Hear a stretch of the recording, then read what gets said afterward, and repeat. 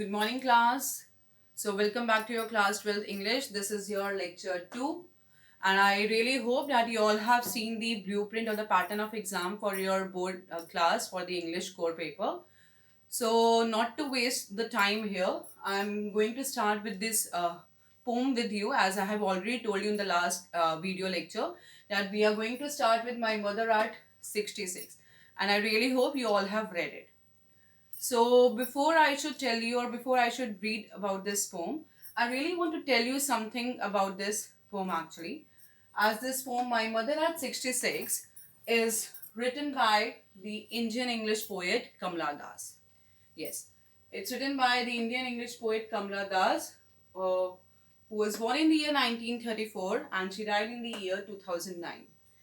This Indian poet, she was born in Kerala, yes, and she used to write in both English as well as in Malayalam language.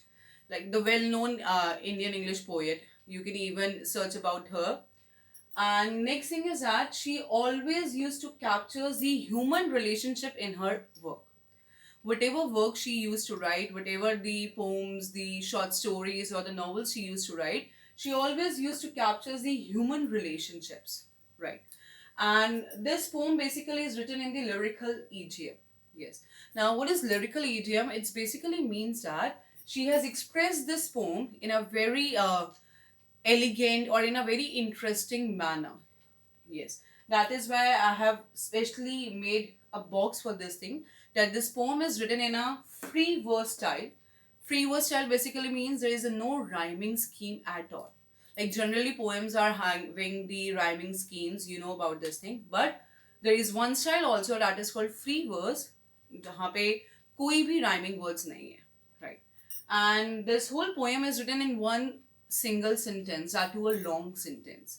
So basically, it means that whenever the poet was having various different thoughts, she was just connecting each and every thought with each other. And at the end, she has given the full stop for this poem. So this is written in one long sentence. So this is about the poet Kamla Das as well as about the style of this poem.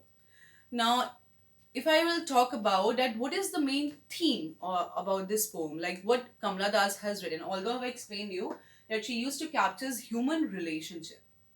So in this poem also she has expressed in that manner only. So before I should tell you about the theme, I really need to tell you that a woman plays a very important role, right? She plays a role of a daughter, wife, mother, daughter-in-law, sister, like various roles she plays. And the role of a daughter is very, very important to play because once she gets married or she's in different uh, home or something, it's become a little difficult for her to manage both the things. But yes, she manages the things very easily also. Now, this poem is having a theme of, we should call it human bonding, right? So this poem is basically written about the mother and daughter relationship. Exactly. So the poet Kamla Das, she is telling about the mother-daughter relationship, the mother who is at the age of 66 and the daughter, how she is feeling about the mother or about the things which we will get to know in this poem only. Then the next thing is about pain and fear of the poet. Now, in this poem, we are going to learn about that the poet or the poetess, if I would add about here, she is having a pain and fear of losing her mother actually. She is having that pain. As every child is having a fear of losing the parent, or the parent is having a pain and fear of losing the child. In the same manner, it's about the poetess' pain and fear of losing the mother. Because this is a natural thing, it happens that life and death both are the path. And then this is the painful realization of the poetess of her aging mother and inching closest to death. Yes. So it basically tells us about also aging mother and closest to death also. So there is a painful realization that poetess is feeling that how my mother is becoming old in age and how she is moving to the next part of the life. And it happens with, I will not say that the son don't feel in this manner, But this is basically about the mother-daughter relationship, as I already told you, that daughter after marriage she shifts to the other place and all. So it's about this theme about this poem.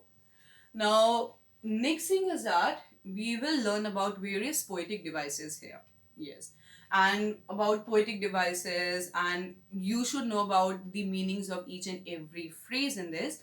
So, before I should explain you the meaning of phrases and all, I just really want to read a poem. Yes. I really want to read a poem, and I'm really hoping that you all are having a book in front of you so that you should also read it. So, I'm going to read it for you. First, it's about the poet. Kamala Das, 1934, was born in Malabar, Kerala. She is recognized as one of India's foremost poets. Her works are known for their originality, versatility, and the indigenous flavor of the soil. Kamala Das has published many novels and short stories in English and Malayalam under the name Madhavi Kutty. Some of her works in English include the novel Alphabet of Lust, a collection of short stories, Padmavati of the Harlot, and other stories, in addition to 5 books of poetry. She is a sensitive writer who captures the complex subtleties of human relationships in lyrical idiom. My mother at 66 is an example. As I've already explained you, she used to capture human relationships, and this is written in the lyrical idiom. Now I'm going to read it for you. Driving from my parents' home to Cochin last Friday morning, I saw my mother beside me, doze, open mouthed, her face ashen like that of a corpse, and realized with pain that she was as old as she looked, but soon put that thought away. I looked out at young trees sprinting, the merry children spilling out of their homes, but after the airport security check, standing a few yards away, I looked again at her, wan, pale as a late winter's moon, and felt that old familiar ache, my childhood's fear.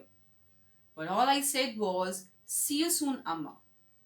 All I did was smile and smile and smile.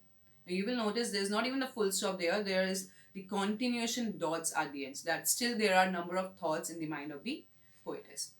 Now, the basically, if I would say the outline of this poem is about that this poetess, she's at her parents' house, and now she is going to her home back.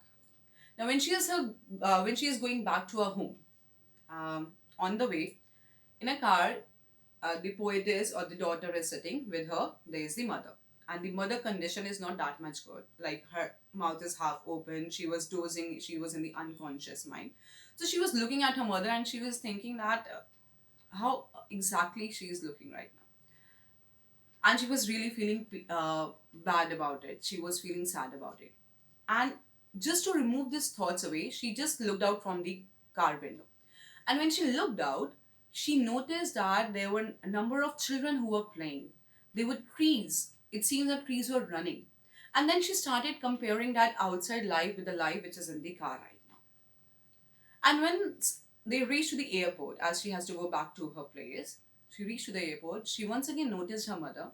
And it seemed that her mother was losing her shyness or brightness. She started comparing her mother with that uh, moon also actually.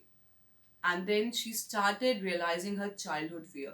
The fear, as we talked about, pain and fear of the poetess, that one day she will be separated from the mother. But still she controlled and she smiled.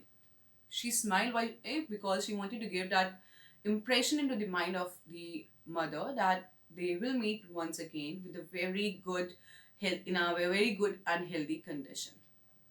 So yes, she was having the number of thoughts in her mind, and she expressed in her thoughts in a very beautiful manner, in a lyrical idiom manner. So although I've explained you, although I've given you the outline right now, in the next class, that is in the tomorrow's class, we will study this word by word and even phrase by phrase, so that you should write on the meanings, as well as we will mark the poetic devices also. So I really hope you all have understood it. You need to write it, all these things in your register. I'm repeating it again. You need to write it all these things in your register with today's date of 25th March 2020. And I'm sending you one worksheet also.